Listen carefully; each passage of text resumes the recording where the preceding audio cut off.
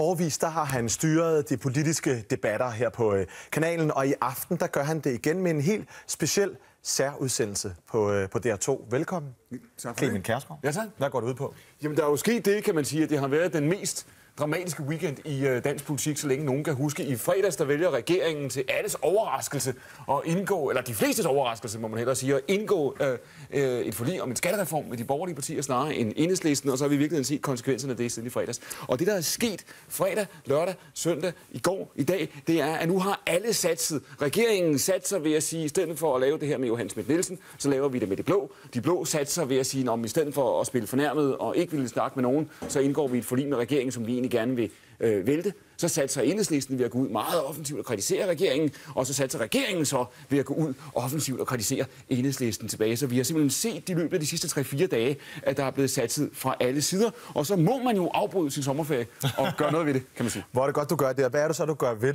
det, Clement? Fordi hvad er det, der skal ske i aften? Jamen, jeg sendte en sms til min chef over weekenden, og sagde, at nu burde vi sende en ekstra udsendelse.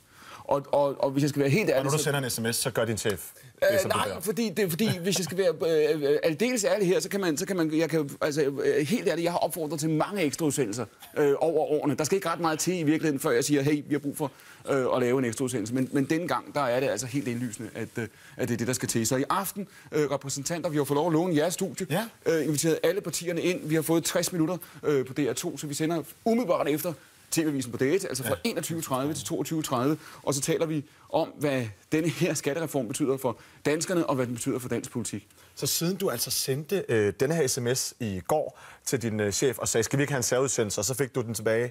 Jo, Clement, lad mig nu være, eller hvad det nu er, der da vi mødte ind. Hvad har du så forberedt dig, Clement? Jo, men vi har ringet gæsterne hjem, kan man sige, ikke? Ja, og, det er det, du har brugt. Og så har vi 1,5 time nu til at finde ud af, hvad der skal ske. Altså, nej, det er jo den letteste sag i verden, når historien er der. Du er åbenbart ikke en af de der danskere, der tror, du arbejder mere, end du gør, så må sige. Altid på arbejde, altid. Den kategori falder jeg ikke i, men altså man kan sige, når historien er der, og i øjeblikket er historien der. Fordi det jeg tror lige meget, hvad man har stemt på, om man har stemt blåt, og man har stemt rødt, så tror jeg, man sidder tilbage efter de sidste 3 dage og siger, godt, hvad sker der nu, ikke? Og altså, det er den måde, du allerede nu er op at køre og er helt engageret. Ja. Det er det, vi elsker dig for. Og jeg vil gerne lige have vist et klip, bare lige for at tale lidt om din stil. Prøv at se her. Barfod? Ja. Det var en socialdemokratisk statsminister. Der er ingen grund til at sidde og fedte med de offentlige besparelser. Jens Peter, jeg må lige høre. Er situationen ikke præcis den, som Morten Østergaard siger? Der venter massive offentlige besparelser. Ene fagforeningsmand går ud og siger det ene, og siger, at vi gør ikke det ene. Nogen får sig et rødt fag. Men det er ikke det, der drejer sig. Det hører vi ikke Helle Schmidt sige. I har jo fundet nogle klip her, hvor man kan sige, at gæsterne kommer meget mere til ord, end de som regel gør. Jo, præcis. De får sagt alt. Det er bare været et one-man-show.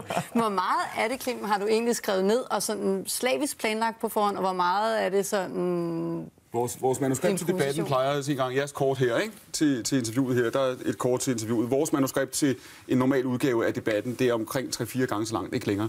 Og det sker meget ofte, at der bare står i manuskriptet, nu er der en runde, nu er den person mod den person, og så står der måske det første spørgsmål, og så tager vi den derfra. Og jeg vil sige, det var ikke sådan, jeg lavede fjernsyn, da jeg startede for snart mange år siden. Det er noget, jeg har lært. Hvad er det så, der for dig netop gør debatten god? Altså, hvordan er det, du tænker, det er her, jeg skal ind, eller hvordan gør man det? Vi gør, altså, da vi mødte på arbejde i morges, jeg tror slet ikke, jeg mødte på arbejde i morges, men altså, da vi... Du var der jo, du sov derude, ja, det er det, ikke? Da vi stod op i morges, vidste vi ikke, vi skulle lave den udsendelse i aften. Vi var ikke sikre. Vi er nødt til at have nogle gæster først, trods alt, ikke? Så vi skulle lige have nogle gæster til at sige ja. Og da så gæsterne begyndte at sige ja hen over formiddagen, så kommer der et tidspunkt, hvor vi tænker, godt, nu tror vi på det, nu tager vi gå ind og lave det. Nu finder vi et studie, hvor vi kan få lov at være, og nu gør vi det. Og så det, man jo så gør, er i virkeligheden, for det øjeblik, man ved, hvad man laver, så sætter man sig ned og snakker med folk og tænker. Og det eneste, jeg skal kunne, det er, jeg skal vide, hvad det handler om. Hvis jeg ved, hvad det handler om, så behøver jeg ikke noget manuskript, og jeg behøver ikke nogen rækkefølge osv., så skal jeg bare hele tiden fokusere på at sige, hvad handler det om? Og nu handler det om skattereformen. Hvor meget klogere bliver vi så på den her skattereform nu? Fordi nu snakker vi jo lidt meningsmålinger tidligere i programmet, hvor vi hører det her med, skal man nu tro på, at danskerne bakker op om den her skattereform, og det er en chokmåling for Helle Thorning-Schmidt, eller at den er ikke en uge gammel? Ja. Hvor meget klogere bliver vi i aften? Men jeg tror, vi bliver en hel del klogere. Det, der jo sker, og det, der er sket siden i fredags, det er nu det hele kommet til at handle om, hvem er vred på hvem, og hvem har vundet, og alt det her. Sådan er det. Og det sker. Når der sker noget, der er så dramatisk, så snakker vi om det, og det gør vi sådan set også i aften. Men man skal jo huske, vi er stadigvæk i en økonomisk krise, der nu har varet længere, end nogen havde troet. Lige meget hvilken regering vi havde, så ville den sidde med en krise, den ikke ved, hvordan den skal løse. Tror jeg, man kan konstatere, så har vi vist kritiseret alle lige meget. Det gælder Danmark, det gælder i et hvilket som helst andet europæisk land, I kan udpege, det gælder i USA. Over hele verden kæmper man med det her. Og det, som vi i virkeligheden ser et massivt flertal af Folketingets partier sige i fredags, det er, vi har brug for skattelettelser. Enhedslisten ville jo også have stemt for skattelettelser, hvis de havde fået lov at arbejde med regeringen. Så et af de spørgsmål, vi stiller i aften, og det er ikke rigtig blevet stillet de sidste 2-3 dage, det er, hvorfor skattelettelser? Nu vil de skaffe os ud af krisen. Men bare lige kort her, Clement, hvis du kan prøve. Ja. Nu har du fortalt, hvorfor vi skal se programmet. Ja. Men hvornår går du glad i seng, han har sagt? Hvad skal der ske i aften, for at du bliver tilfreds med udsendelsen? Vi skal bringe folk til at skifte mening undervejs. Enten skal vi få politikerne til at skifte mening, eller også skal vi få seerne til at skifte mening. Så ja. Måske gruppeknus mellem Helle Thorning og Johanne? Det Nu kommer Helle Thorning-Schmidt ikke her. Nej, hun kommer hun så ikke. Ja, okay. Bjarne Corydon måske. Det er Bjarne, ja, selvfølgelig. Vil du gerne gruppeknuse Bjarne Corydon, Maria? Jamen, jeg tænker bare, det har virket som om, at det virkelig var fjernt fra hinanden. Jeg vil da gerne en rasende Johanne Schmidt-Nielsen. Det er da interessant, hvis han lige pludselig ikke er gal i aften, efter at have mødt Bjarne Corydon hos dig. Hvis du vil se Corydon få et knus, så er du nødt til selv at invitere ham ind. Det bliver ikke hos mig. Og det bliver så... Ellers resten af programmet, så uden knus, det er i aften på DR2 kl. 21.30 lige efter TV. Og i en hel time, 60 minutter, 21.30 til 22.30. Okay.